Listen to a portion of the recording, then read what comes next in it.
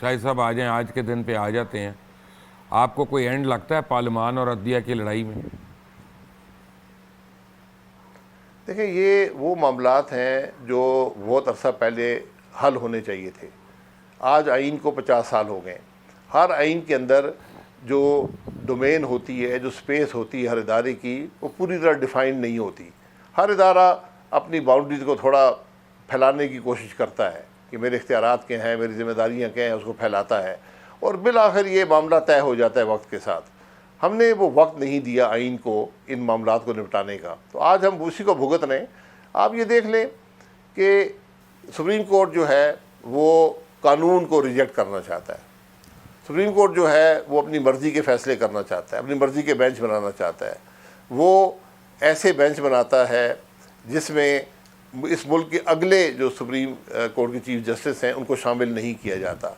اب جب آئین بنا تھا تو آئین بنانے والوں کی جو نیت تھی، جس کے انٹینٹ کہتے ہیں، وہ یہ نہیں تھی کہ یہ ہوگا. جب بھی آپ آئین کی تشریح کرتے ہیں، اس میں جو لوگ آئین بناتے ہیں، جو پارلیمان ہوتی ہے، اس کی نیت کیا تھی اس آئین کو بناتے وقت، اس کو آپ کو ملوز خاطر رکھنا پڑتا ہے.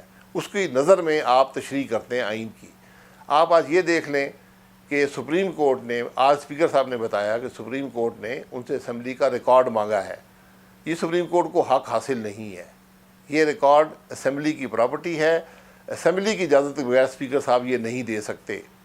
تو اب سوال یہ اٹھے گا کہ یہ ریکارڈ کس نے مانگا ہے، کس قانون کے تحت مانگا ہے اور کیوں مانگا ہے. اس بات کے جوابات اب سپریم کورٹ کو دینے پڑیں گے.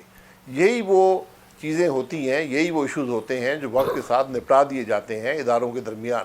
ہمیں وہ موقع نہیں ملا کہ ان چیزوں کو ٹیسٹ کر سکیں. ہم دیگر معاملات میں پڑ گئے، اور آج جب ملکی معیشت اس نہج پر ہے کہ ہم سب کو ملکی معیشت کو سپورٹ کرنے کے لیے محنت کرنی چاہیے، ہم اس میں مزید انتشار پیدا کر رہے ہیں. اس جو آج ادارے آپس میں صف آ رہا ہیں، یہ بدقسمتی ہے. آپ کو لگتا ہے کہ شہباز شریف صاحب اس چکر میں نااہل ہو جائیں گے؟ مجھے یہ اللہ نہ کرے کہ وہ نااہل ہوں، کیونکہ اس سے پہلے بھی سپریم کورٹ نے ایک وزیر اعظم کو پھانسی دی ہے اور 2 کو نااہل کیا ہے. اس طرح ملک کے معاملات نہیں چل سکتے. سپریم کورٹ اسمبلی کے معاملات میں مداخلت نہیں کر سکتا. کل پھر پارلیمان جو ہوگا وہ چیف جسٹس کو نااہل کر رہا ہوگا، اس کا کیا جواب ہوگا؟ پارلیمان ایک قانون کے ذریعے چیف جسٹس کو نااہل کر دے، آپ کیا جواب دیں گے؟ اس لیے ہر ادارے کو اپنے حدود کے اندر رہنا چاہیے، اپنے اختیارات کے آپ کو اندر رہنا چانسز چاہیے. کیا لگ رہے ہیں؟ اور یہ جو دیکھیں جو ماضی کے سبق ہیں اس کے مطابق تو وہی جو خرابیاں پیدا ہی تھیں، آج بھی وہی رویہ ہے. آپ یہ دیکھ لیں ہمارے ملک پر اگر ایک فیصلہ، 2 فیصلے ایسے ہیں جس پر کوئی سپریم کورٹ اپنے آپ کو ڈیفینڈ نہیں کر سکتا، اور ان 2 فیصلوں کے بہت گہرے اثرات اس ملک کی سیاست پر ہیں اور بہت عرصہ رہیں گے. ایک 1970 کا ذوالفقار علی بھٹو کی پھانسی کا فیصلہ، اور دوسرا 28 جولائی 2017 کو میاں نواز شریف کی نااہلی کا فیصلہ.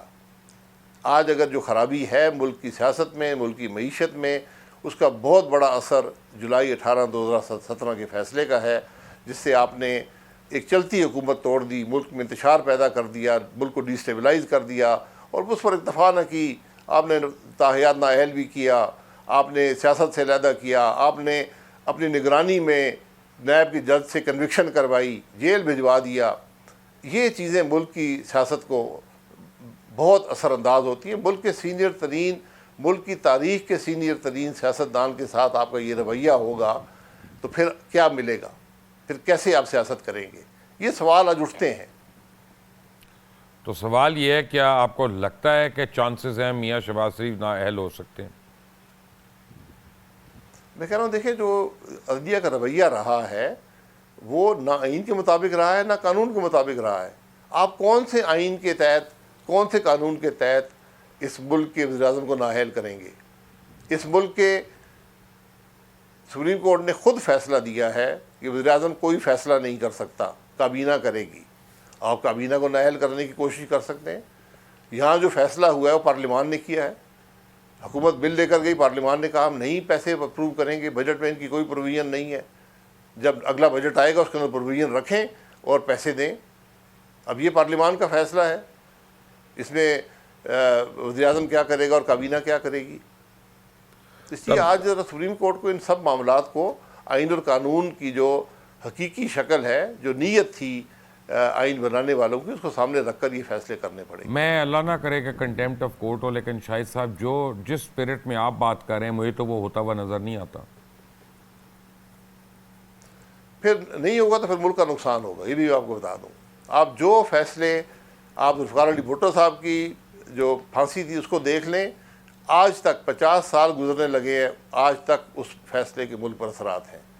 2017 کی میاں نواز شریف صاحب کی ججمنٹ، آج جو حالات ہیں ایک بہت بڑا عنصر اس فیصلے کا ہے. تو کوئی بات نہیں، ملک کا جنہوں نے نقصان کیا ہے وہ بڑے آرام سے سیٹلڈ ہیں باہر، ان کی جائیدادیں ہیں باہر، ان کے پیسے ہیں باہر، ان کو کوئی پرواہ ہی نہیں کہ بعد میں کیا ہوتا ہے. جی ان کو پوچھنے والا کوئی نہیں ہے نا. جیلوں میں تو نواز شریف صاحب ہی جاتے ہیں یا ہم ہی جاتے ہیں، وہ تو نہیں جاتے، ان سے کوئی پوچھنے والا بھی نہیں ہے. تو پھر جب تک آپ میں نے لوگ اس دن طاقت بھی نہیں کہا پکڑیں کہ گے میں جی تو پھر کیا، کیسے یہی میں چلتا نے رہے یہی گا؟ کہا کہ جی میں نے یہی کہا کہ مجھے جو عرصہ سیاست میں ہوا ہے اس کے اندر 9 آرمی چیفز آئے ہیں اور 24 چیف جسٹس آئے ہیں.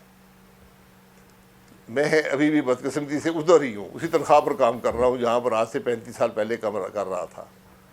تو ہم نے بھی بڑی دنیا دیکھی ہے اور ہم نے سب حالات دیکھے ہیں، اور ہم سمجھتے ہیں کہ کہاں پر خرابی ہے اور کہاں پر نہیں ہے. اس خرابی کو دور کرنے کی ضرورت ہے. یہ ہم ہر 3 یا 4 یا 5 سال کے بعد ہم یہ پہیے کو ری انوینٹ نہیں کر سکتے. ہمیں سبق حاصل کرنا ہے کہ تاریخ نے ہمیں کیا سبق دیے ہیں. جو غلطیاں ماضی میں ہوئی ہیں اس کو دہرانے کی ضرورت نہیں ہے، اس سے خرابی ہی پیدا ہوتی ہے.